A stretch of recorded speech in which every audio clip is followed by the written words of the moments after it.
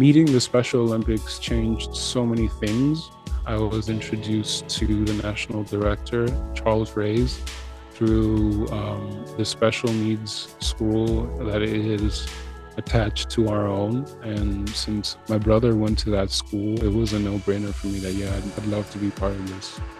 I got to meet other siblings, and they were going through the same thoughts and situations and events.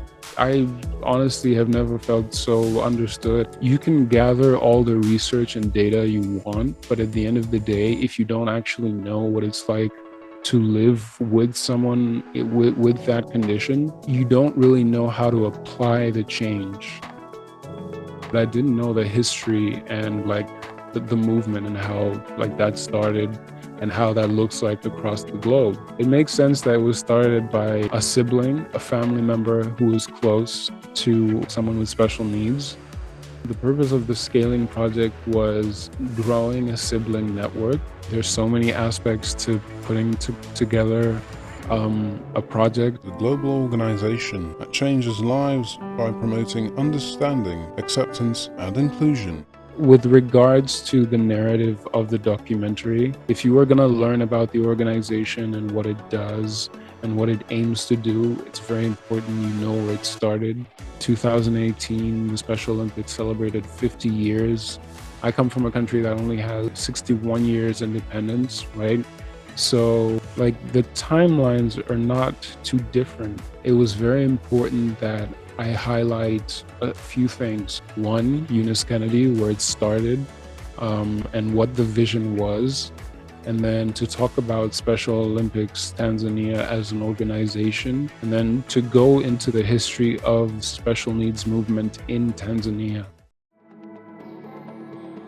There was HOPAC and Al-Muntazir Special Education Needs, which is part of the bigger Al-Muntazir Islamic International School. HOPAC was willing to give us their premises for a few video shoots, as well as the final premiere.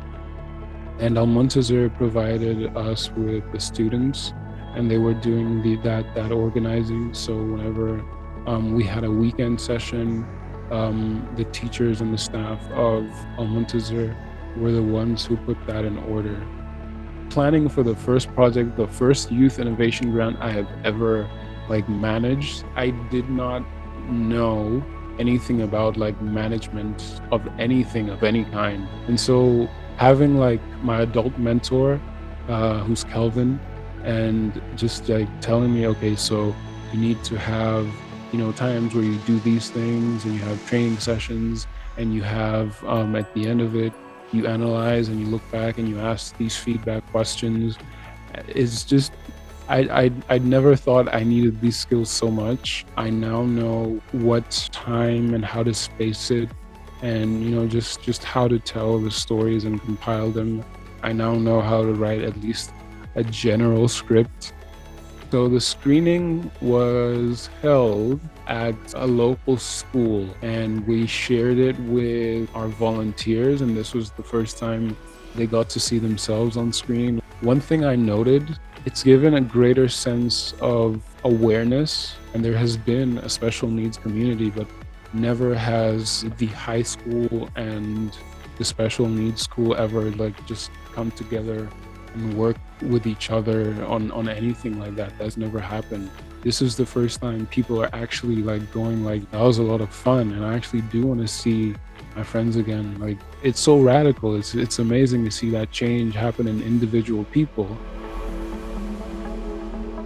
I choose to include because it is not just the right thing to do, it is the just thing to do.